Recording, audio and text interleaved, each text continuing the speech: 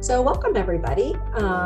We are thrilled that you've decided to join our cooking session with Woman to Woman this morning.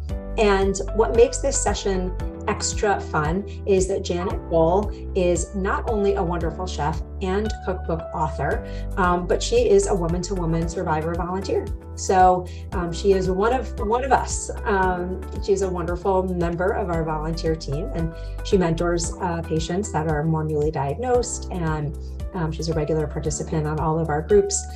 So again, not only are you getting the benefit of someone with lots of cooking and culinary expertise, but she is also very savvy in the ways of woman to woman support. So Janet's story is really interesting, and I'm going to let her introduce herself. And then for those of you who don't know me, I'm Rachel Justice, and along with Jillian Levinson, I'm my co-lead Woman to Woman. And Janet's story is interesting, and I love hearing how her cookbook came about.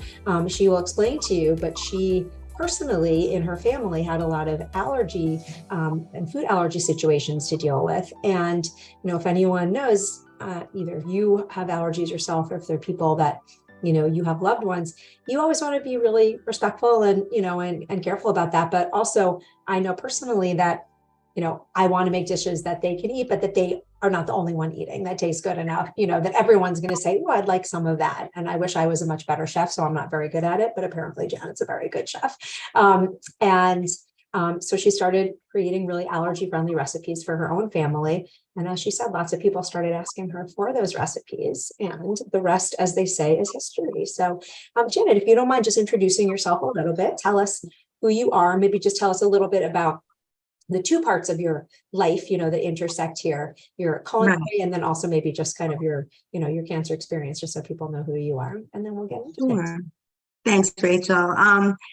So first, this happened. This is the book. I don't know if you could see it. It's a small, paperback book that I self-published, and it all started basically when my first daughter was born. After a year, I was giving her peanut butter because it was one of my favorite things to eat.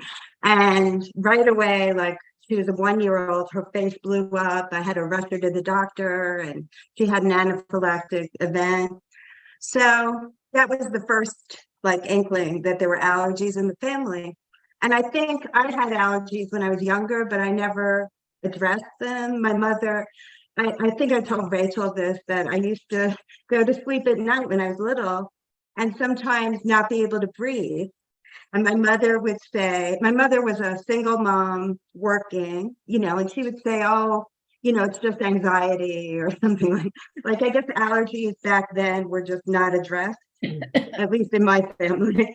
So, once my daughter was allergic, and even as a little, when she was in nursery school, we used to go to parties, and, I never knew what was in the food that she was eating. So I started baking, and, I went from, before I had kids, I worked in advertising. I was an executive, and then after kids, I stopped working, and I was a stay-at-home mom, but I volunteered a lot. So I was always the school mother, the class mother. So I would bring in different things that I baked, and everybody always liked them, and they were always nut-free. And then eventually we found out she was allergic to soy also. So then they were soy-free. And then my other kids were born, and my son had an egg allergy. So everything became egg-free. And after that, my other daughter didn't seem to have that many allergies. She was allergic to strawberries, but in high school, towards the end, she started developing an allergy to bread and wheat. And she loved bread. That was her favorite thing. So then we started with gluten-free things, but that was after the cookbook. So cooking for my family was always difficult. I had to do different dishes for different people, and we got used to it. And then when I turned 40, my allergies got worse. And then I finally addressed them and realized I was allergic to shellfish and regular fish and soy and nuts, everything. So I could eat eggs then. So, we sort of get by, and we go out to eat all the time, and somehow we've gone traveling, we seem to manage. But I always fall back on the cookbook because my kids' friends, sometimes at parties, they wouldn't eat the regular birthday cake because sometimes the birthday cake looked good, but it didn't taste that good. And I would always bring extra cupcakes and they would eat it. And then one time I made like a crumb cake, and one of my friends, actually my son's friend's mother she was in love with it. So she said, you have to write this down. And that's when I started getting the idea. So I did this in a year that I wasn't working part-time. Sometimes I would have a part-time job, and and this took about a whole year to do. But then I did publish it, and eventually it did sell. I didn't market it. It was more like local bookstores that I sold it at. And, I was thinking of doing Amazon, and then I started realizing there are a lot of personal things in here, like my kids' names, and because I would write like a little blurb after, I don't know if you could see it, after every recipe. So, and it tells my husband's, a lot of these recipes came from his mother and his aunts and my mother too. And I always put their name in. So my husband started thinking we're giving out too much personal information. And then some of the smaller bookstores closed down, unfortunately. So I just took it off the market. But today, I want to make a recipe for a carrot cake. It's carrot cake muffins, but you could actually make it as a cake too. It just depends on what you do. I do the muffins because I sort of feel like it's easier to bake. It takes less time. And then you also limit what you eat when it's a Portion cake. control, absolutely. Yeah, exactly. A cake, I could eat the whole thing. But if I'm eating like more than 1 or 2 muffins, I know that's not good. So I'll go through the recipe for carrot cake. And then I also, after the cookbook and more recently, like I think this was a little before the pandemic, there's been a no-churn ice cream recipe going around, and I started making it because our ice cream maker broke, and you don't need an ice cream maker. So it's a few ingredients, and it's the best ice cream I've ever tasted. So I'll go through that after, but we'll start with the carrot cake.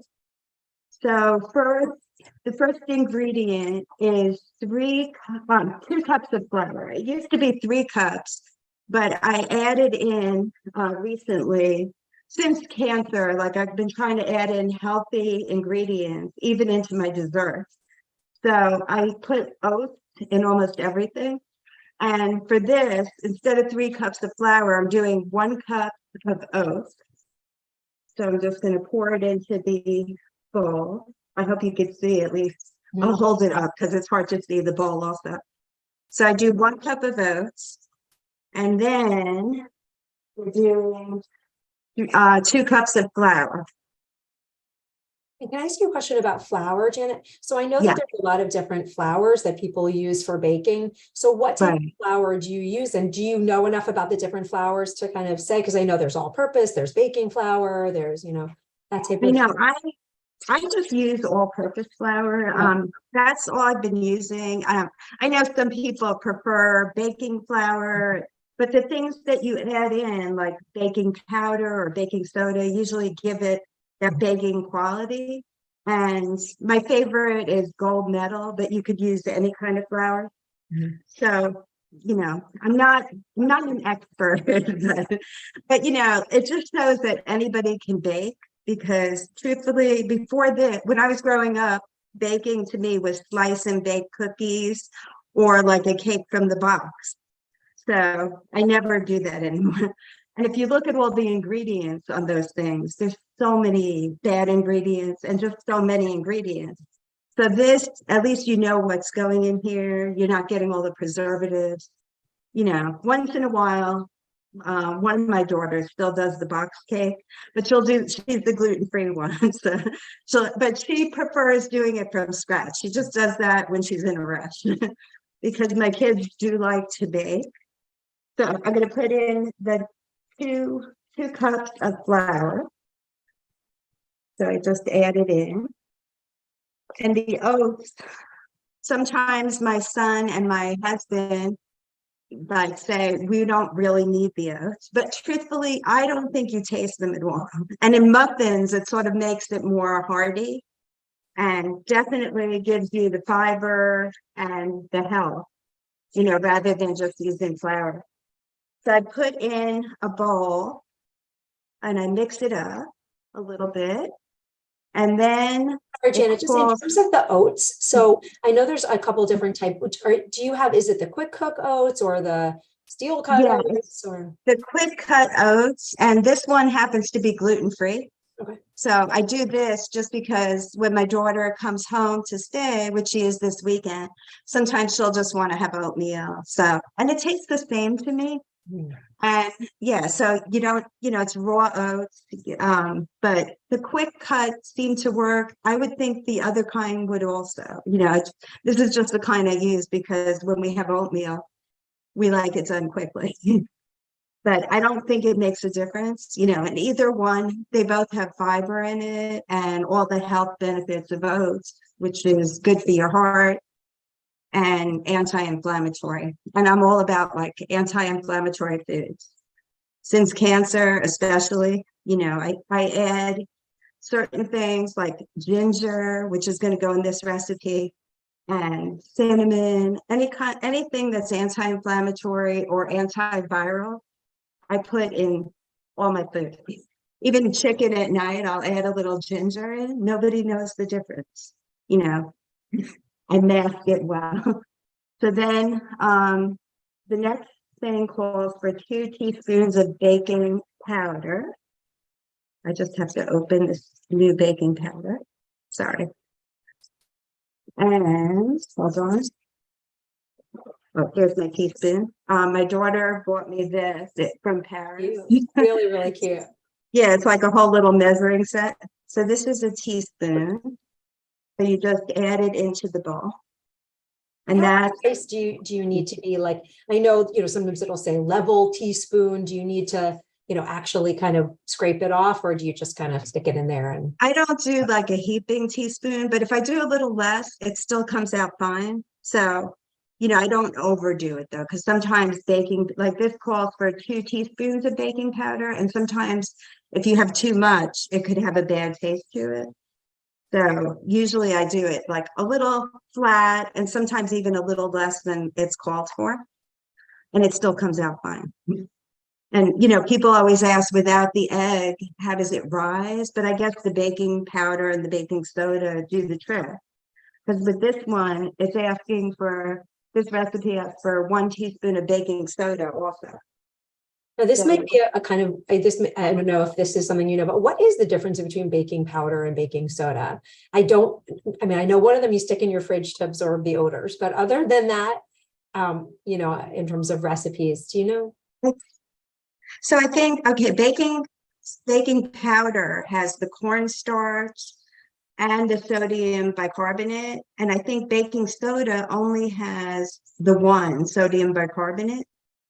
So in this baking powder, there's also monocalcium phosphate, which is not that unhealthy. It's a preservative, but the one that I use is Rumford, and it's pretty natural. Some of them, sometimes you can find like weird ingredients in different things that you really don't need.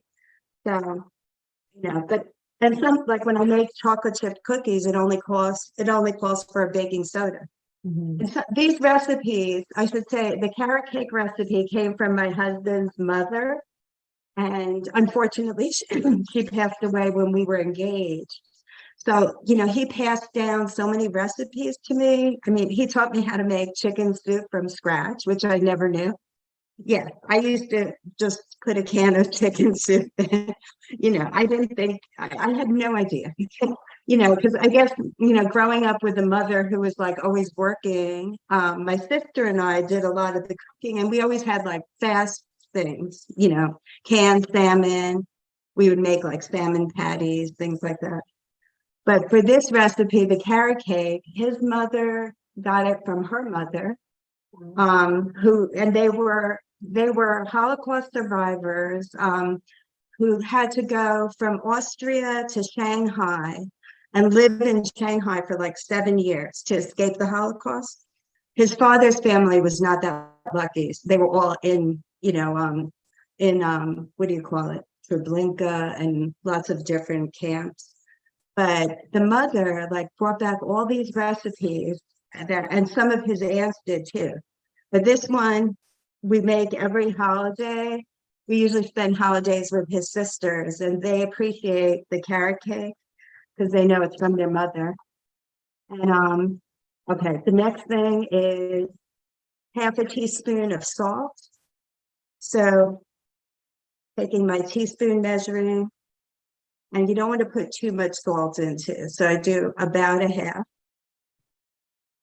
sometimes a little less just in case. And you just mix it up really well.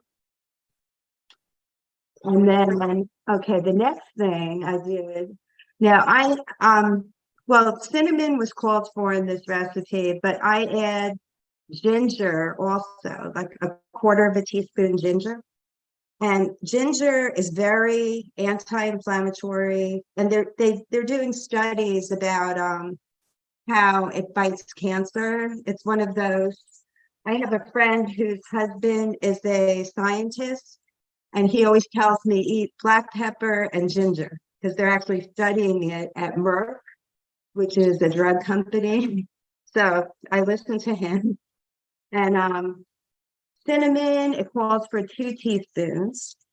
With cinnamon, sometimes I'll just like ballpark it. It doesn't have to be exact, but usually about 2 teaspoons. And then you mix it again. Every time I add something in, I just mix it up. It makes it a lot easier. And then next, let's see, is 1.5 cups of sugar. You could add a little bit less if you feel like it's too sweet, but this is what the recipe originally called for 2 cups of sugar, and I found that really sweet. So 1.5 cups is enough. And we try to only eat these desserts on weekends because otherwise we just go, gain too much weight. So putting the sugar in, and then in terms of the sugar, are there, I know there's things you can substitute for the sugar. Could you use something like maple syrup or honey or agave or brown sugar or something, or do you think those? You definitely could.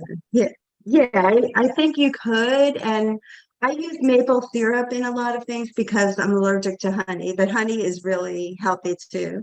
So, you just would have to figure out the right amount, because I know maple syrup and honey are a lot sweeter than granulated sugar.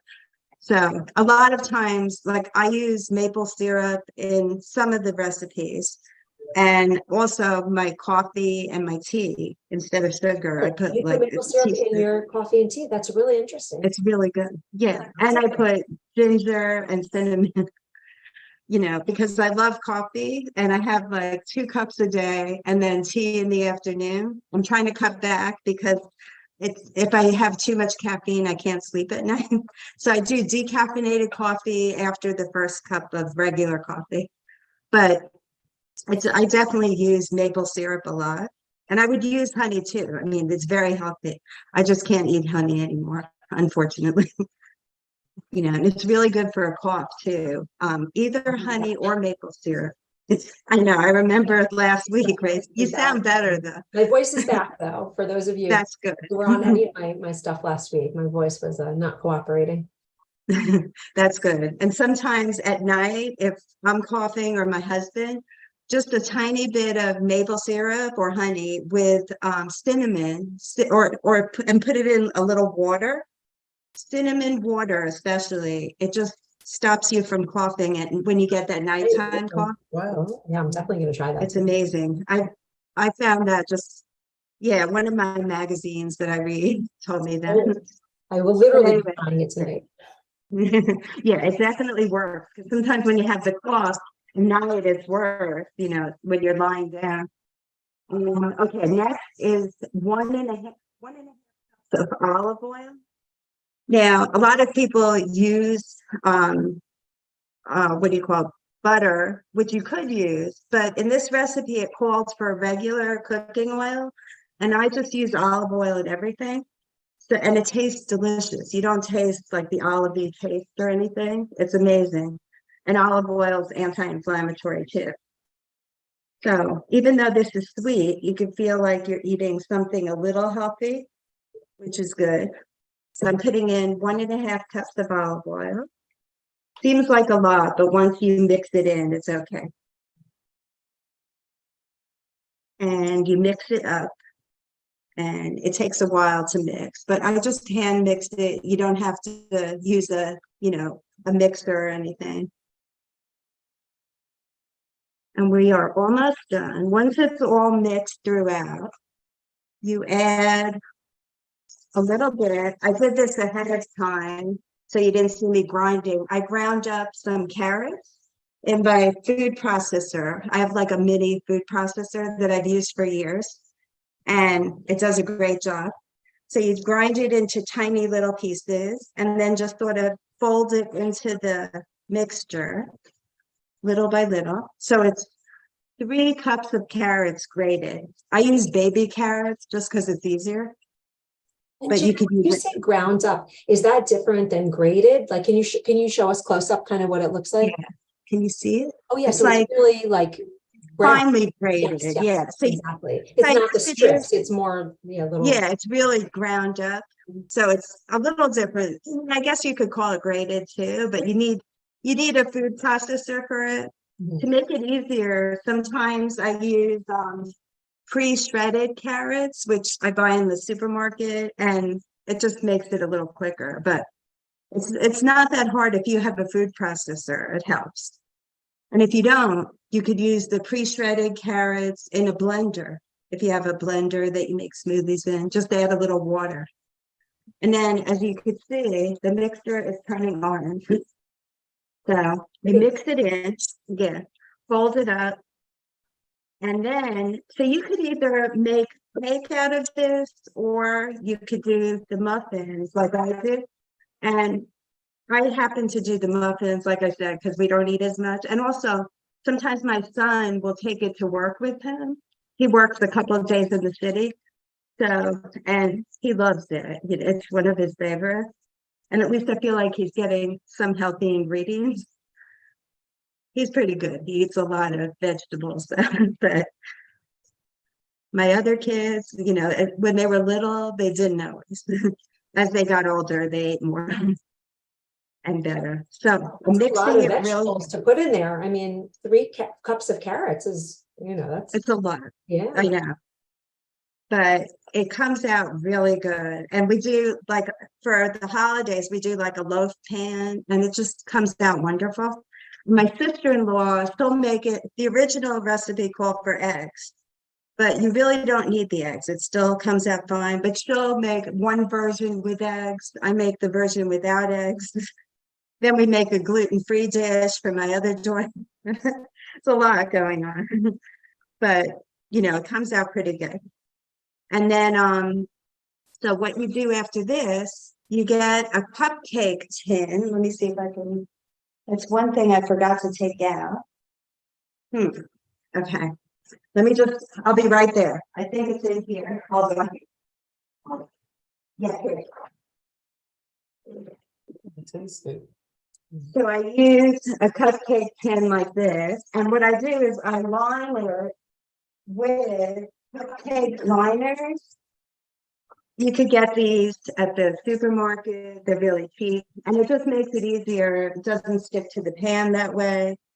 And then what happens is, after I put it in, I bake it. I preheat the oven to 350, and in a hot oven, I put the whole tray like this, and then it depends on your oven. For my oven, it used to cook a lot quicker, and lately my oven's been a little slow, so it took like 20 to 25 minutes.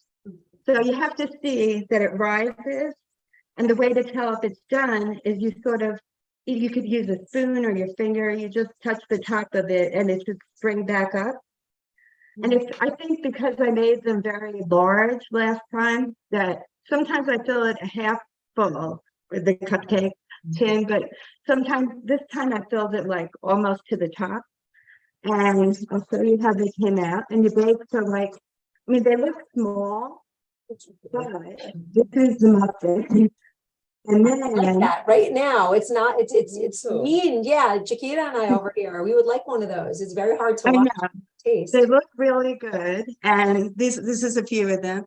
I made like a whole batch before. And then I make some of the cream cheese frosting, which is just cream cheese, confectionery sugar, and a little vanilla. Wait, I'm sorry, Janet, just say that again. Oh yeah, cream cheese, confectionery sugar, tiny bit of butter, and a little vanilla.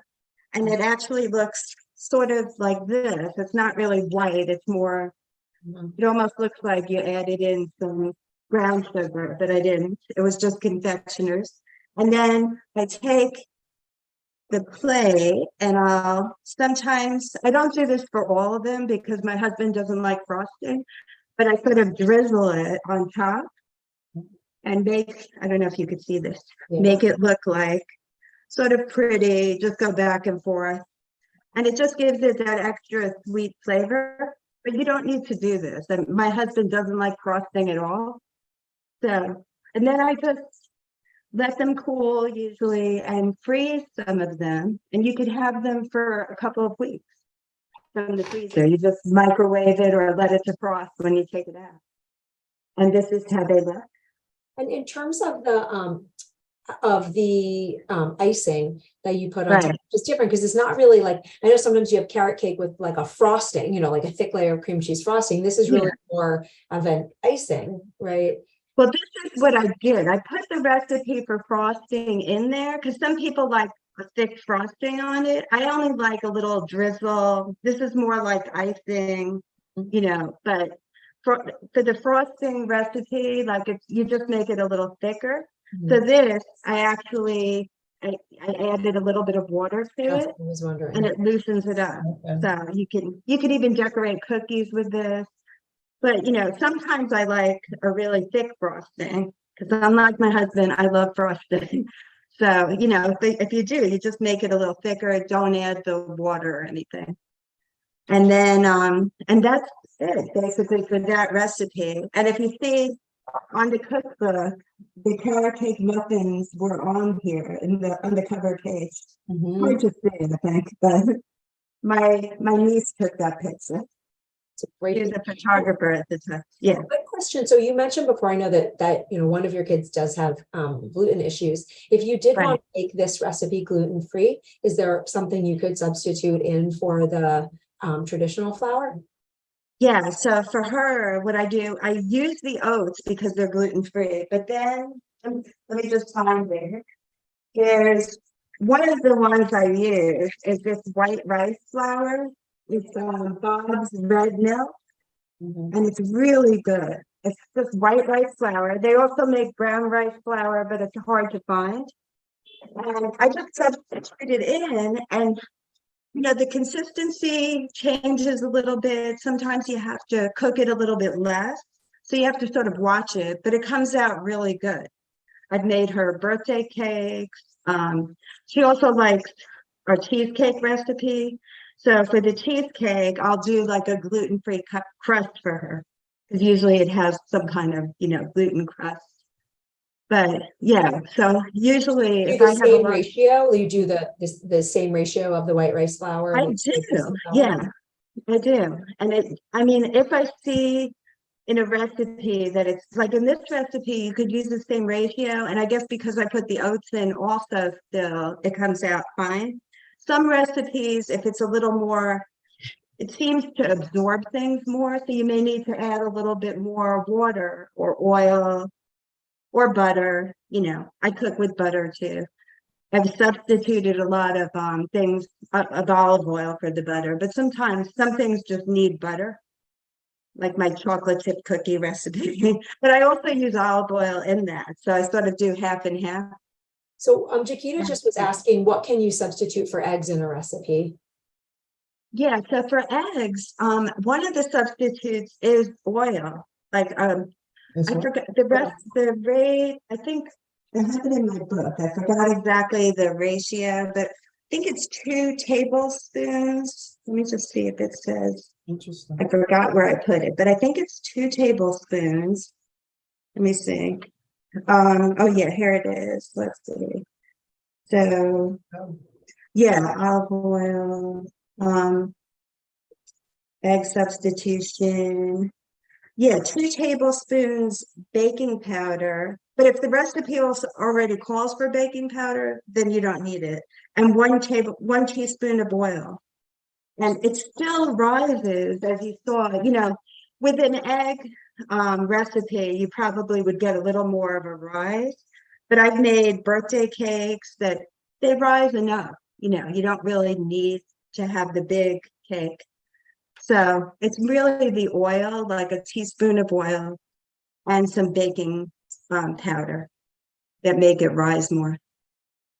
So I've also basically, found in like if I've ever cooking something, which is not that often, and there's an ingredient that I don't have, I've noticed that you can just Google, substitution for cornstarch or something like that, and they'll give you, I mean, it just comes up with a lot of different ideas, and it's usually you have something around. And that's true. yeah, Yeah, because that feeling when you're like halfway through the recipe and there's the one thing you thought you had enough of and you don't. right.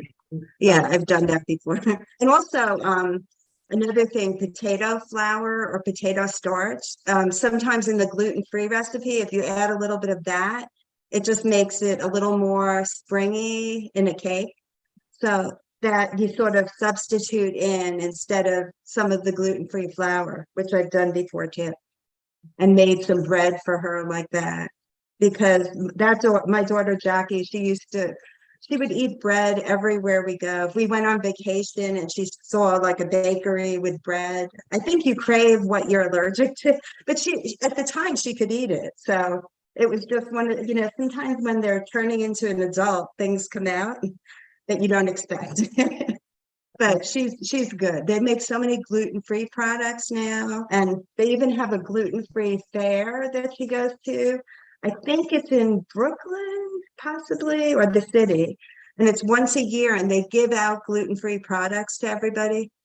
So she'll go with some of her friends. Wow. And Janet, in the chat, someone asked, what about applesauce? And I think the question is, can applesauce be subbed in for, and I've seen that too. I think, Yeah. I know sometimes with those box mixes, they say you can like substitute applesauce. I think for the oil is what I've seen it, but I don't know. Yeah, it's for the oil. And I think that's a really healthy thing to do. I can't do it just because I'm allergic to apples now. But I love apples. I grew up eating them, and my kids eat apples, and my husband will eat it. He doesn't love it, but that is really good in the recipe too. But because it's sweet, though, you sort of have to probably add less sugar. And sometimes what I do is I sort of taste as I go along. But lately, because they've been saying that all the flour has like E. coli and weird things if you eat raw flour. So I don't, what I do is I'll put it in a little mug and I microwave it for like a minute, and it actually cooks. And then I taste it. So that way, because I am a taster, and I like to know that it tastes good before I totally bake it. Sometimes it needs more sugar or less sugar, and then you have to add more flour or something. So that's how I taste it now, because they say you could get sick. And for years, I've been eating raw flour. So I think that's a more recent thing that they're saying. Yeah, I feel Yeah. like we've been hearing about that too. And just as a Yeah. reminder for people, so that was the first recipe that I put the main woman to woman email address in the chat, and just email if you would like a copy of these recipes. And I will send them to you. And Robin just texted also, we will post them on Facebook too. So a few different ways that you can access these wonderful recipes, because I definitely need to make that one. That looks so good, and I want it right now. I need to go find a bakery that has carrot cake. Thanks. So the next recipe is for the ice cream, and it's so easy. It's really 3 ingredients. So it's just like 4 ingredients if you want to make chocolate ice cream. So it's sweetened condensed milk, 1 can, 2 cups of heavy cream, which is just a small carton of heavy cream, and two teaspoons vanilla. And then if you want to make chocolate ice cream, I don't know if you can see that, you add in a 1/2 cup of cocoa powder. I always use Hershey's cocoa powder. It's pure, no other ingredients. And for the cream, some of the heavy cream has an ingredient that's very bad for you called carrageenan, I think, carrageenan. And Organic Valley does not. It's just they use a gel and gum, which is healthier because I guess they need something to make it a little thicker. So the carrageenan is like a thickener, but it's not healthy. It's supposed, they talk about it causing cancer. So I always use the Organic Valley brand. But now I am going to mix it up. Let me just put this here. I just have to find, I thought I had everything out, but I just need a bowl really quickly. I'll be right back. Sorry. One sec. I hope that batter over there doesn't go to waste. I feel like I'm watching it. I'm like, you better bake that afterwards. It looks too good to not bake it. Oh, I'm definitely going to do that. I baked because I had the ones that were ready. I had baked like a dozen already. So we're going to have a lot frozen. It's a long weekend, it's perfect. It's a long weekend. So you said, because for those who joined late, Janet said she and her family try to only eat the treats on the weekends, but you got 3 days to spread it out. So yeah, it's hard because we used to eat a lot more. And then I think like my cancer journey, I know you're not supposed to eat sugar. So we try to be really healthy during the week. And then on weekends, we have one treat. Because I also I feel like if you deprive yourself of things that you love, that's hard. So a little bit storing them. I know you mentioned you could freeze them. What's the best way to store those? Like, for example, if you want on Sunday, how would you do that? I put them in a bag, like in a plastic bag, and just seal it up. Sometimes it takes 2 plastic bags, and I just put it in the freezer, and they do well. They stay fresh. And then when anybody eats them, we just pop it in the microwave for like 30 seconds to a minute, usually like 30 seconds, and it tastes totally fine. And I don't usually frost them until we're ready to eat them. So I'll put them in unfrosted.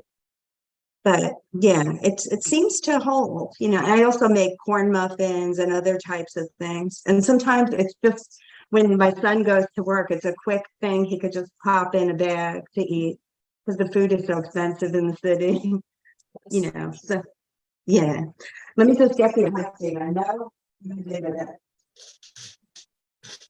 Who's I know. Okay. So what I did with the ice cream, first you start out with the 1 carton of the heavy whipping cream, and you whip it for 5 minutes. So what I did was, if you could see, I did this before, so you wouldn't watch me whipping for 5 minutes. But it's all thick. It's whipped cream. Nothing in it. You say you whip it. Do you use a hand blender, or you do it by hand, or? So an electric hand blender. Just an electric blender. It's easy. 5 minutes of doing this. You can also whip it by hand if you don't have a blender, but it probably would take a little bit longer, I think. Could you use an immersion? I don't have a blender like that, but I have an immersion blender. Yeah, you can definitely use that. I've used that before. I have the immersion thing too, and that works just as well. Do you all know what that is? It's such a cool tool. It's like a stick kind of, and you put it, have you seen that? They're inexpensive, you just take the stick, like that, and you like put it down into like for soups, or depending on what thing put for soups or for your pureeing stuff. It works really well, and you don't have to take extra bowls, which is nice. You can do it right into the your bowl or your pot or your pan. Yeah, I started using one for soups because I started doing a lot of vegetable soups and just grinding them up, and it makes it like creamy almost. So especially if you put like a potato in also, comes out really good. So I also use it for this. But I figured ahead of time, I just, because it takes about 5 minutes to make whipped cream. And there's no sugar in here, nothing's added. And then the next ingredient is the sweetened condensed milk, which comes, I always get the Eagle brand, very sweet. And it's just, the ingredients are milk and sugar. So you don't have to add any sugar. So I just open it up and it pops right off. And then I just fold it in to the whipped cream. So you pour it in, you mix it a little bit, you pour some more, mix it until you just keep mixing it until it's like very, very well combined. And that sweetens the whipped cream. And it tastes really good just like that.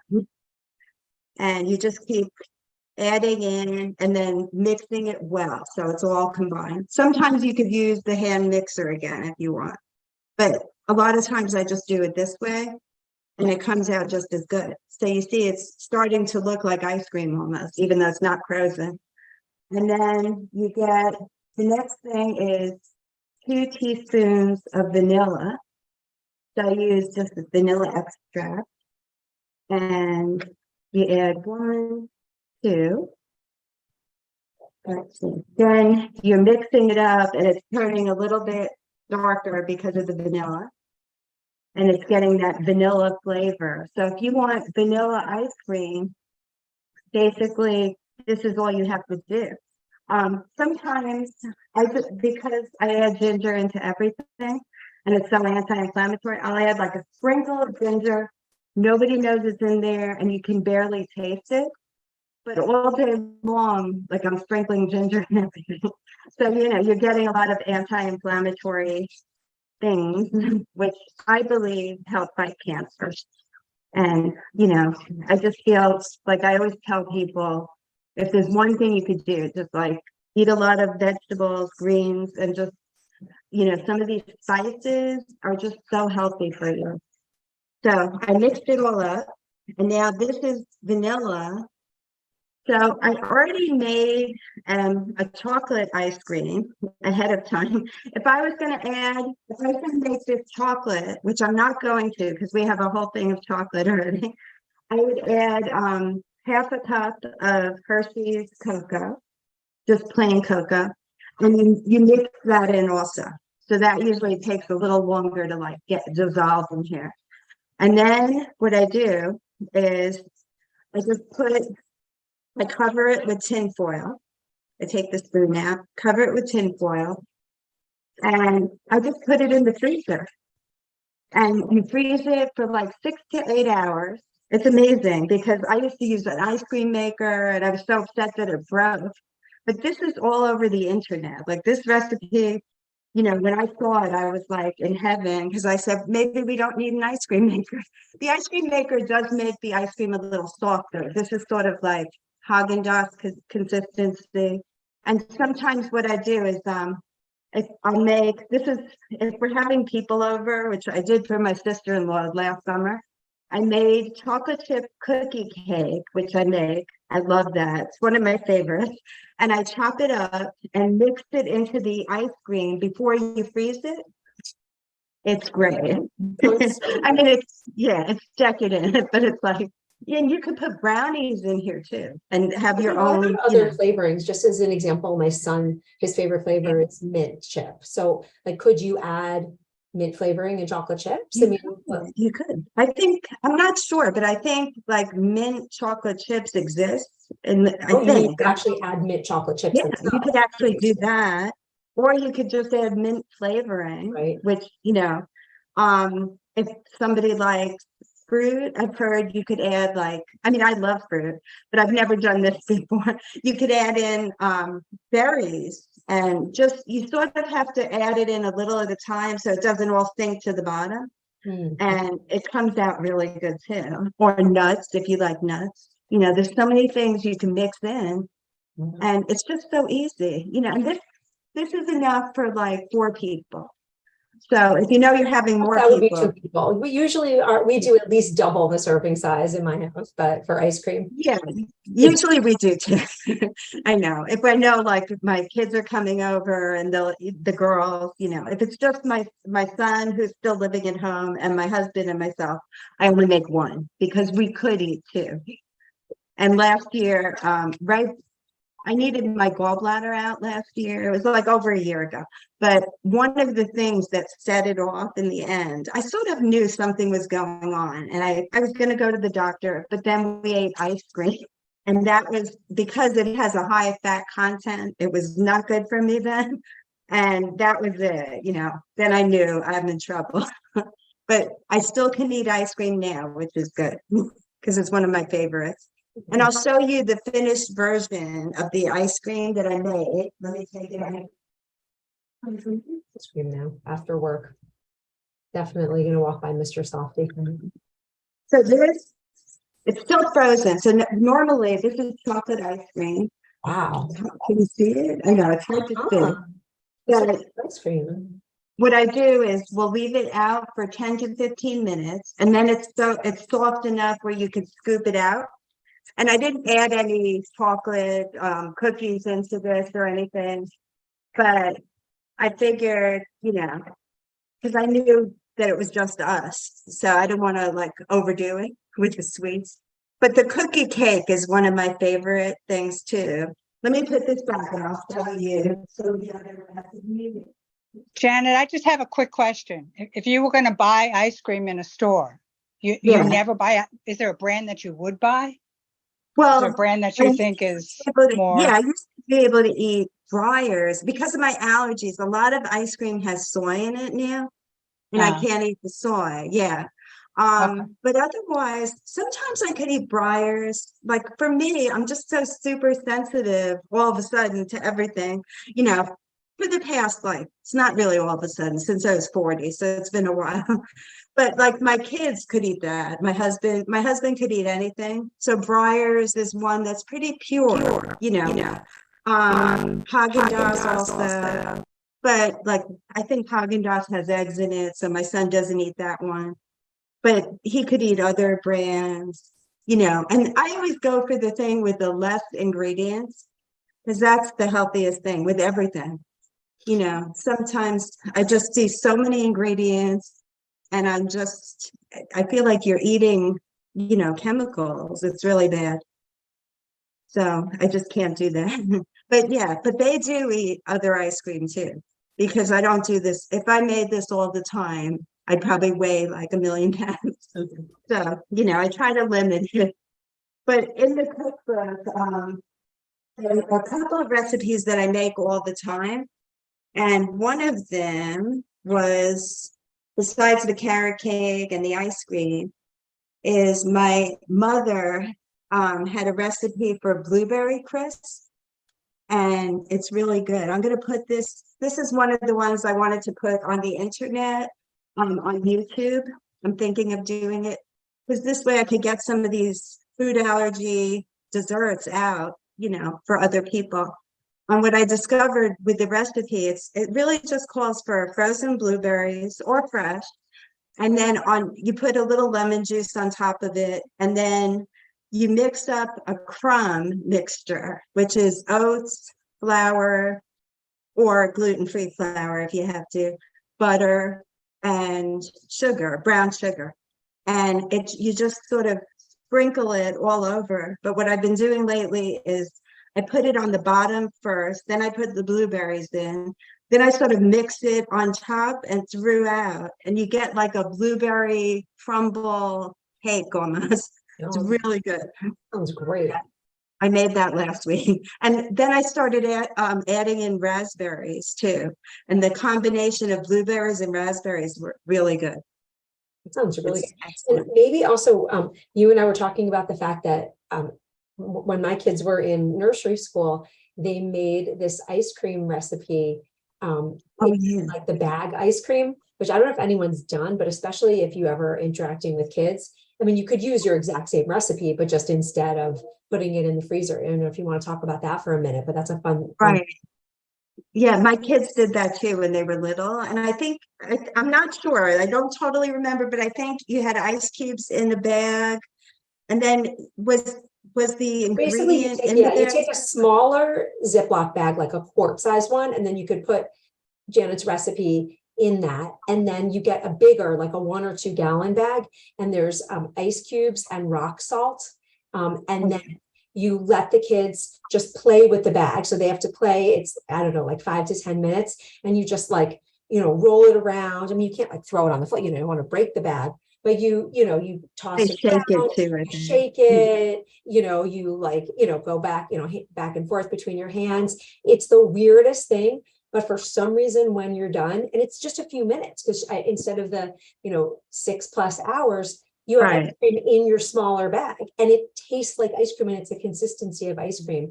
So if you have impatient children that you have around and are looking for an activity for them, or if you have impatient adults, because I could absolutely see doing that, it's actually a really fun thing to do. And again, you could use your exact recipe, and then, just as an easier way to Yeah, you can that's even a put good it in the bag for individual portions. So if there were a bunch of kids, they could each make their own. Kind of a fun way to get it done quicker. Yeah, my kids loved it when they did it in school, and we just never did it at home. I don't know why, but it The rock was a salt is lot kind of of hard to find, shaking. because I remember they were really excited about it. And I remember, I think I told you this, looking on Amazon to try to get them rock salt, and it only Right. comes in, a 50-pound bag or something. And I live in an apartment, and the Yeah. last thing I need is 50 pounds of rock salt. It's Yeah, not something nobody you needs just that. get, like a small thing of. And I don't know what the difference is, honestly, between rock salt, if you could put regular salt in there, but I remember the recipe did call for the rock salt. Right.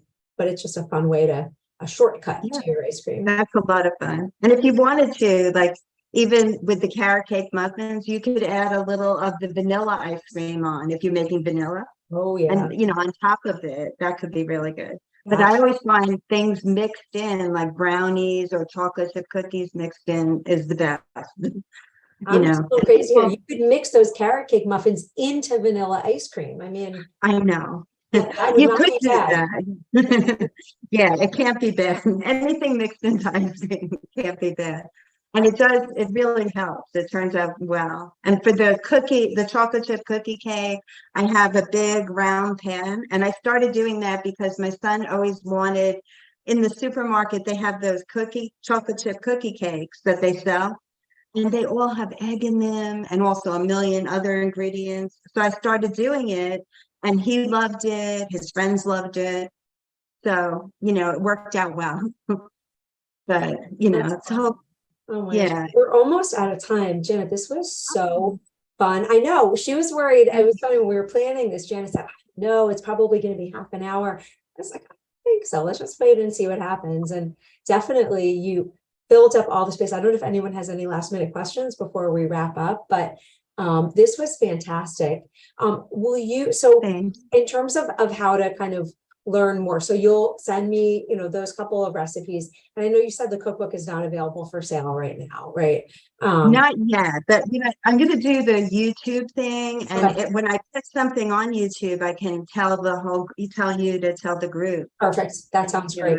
Because I think, look, whether you have allergies, whether you're just trying to eat a little bit healthier, I think, your words of wisdom, the less ingredients, the better, and I think that makes a lot of sense. And look, obviously, you're still talking sugar and cream and things like that, but I think your point is that these are still more natural items as opposed to, something that's filled with chemicals, which is something regardless of, who you are, where you're at in your cancer journey, is a good thing.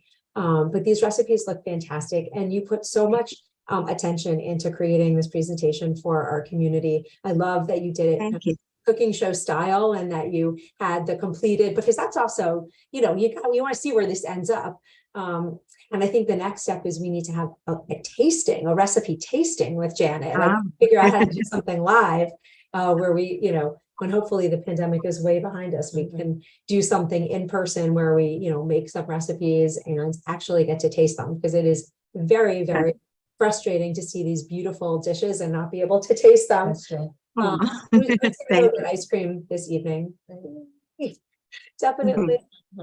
But thank you so much. This was fantastic. Thank you all for being Thank here, you. and thank you for sharing not just these great recipes, but also your passion for food and also your journey, and I love the way you, kind of made lemonade out of lemons. I think it must have been really hard having so many different allergies and diets you needed to accommodate in your home. For those who joined late, the impetus for Janet starting to cook like this was that her 3 children all had different allergies. And so she had to figure out a way to, let them have delicious treats and, and not feel that they were being deprived because of that. And boy, did you ever. I definitely can see being at a birthday party and wanting your recipe as opposed to the store-bought cake. And I like store-bought cake. So but this was great. So thank you so much. Thank you for taking Thank the you, time. Janet. Thank So you. really great. Thanks for coming, everyone. Thank you, Janet. And thank you, everybody. Have a wonderful long weekend. And thank you so much, Janet. This was excellent.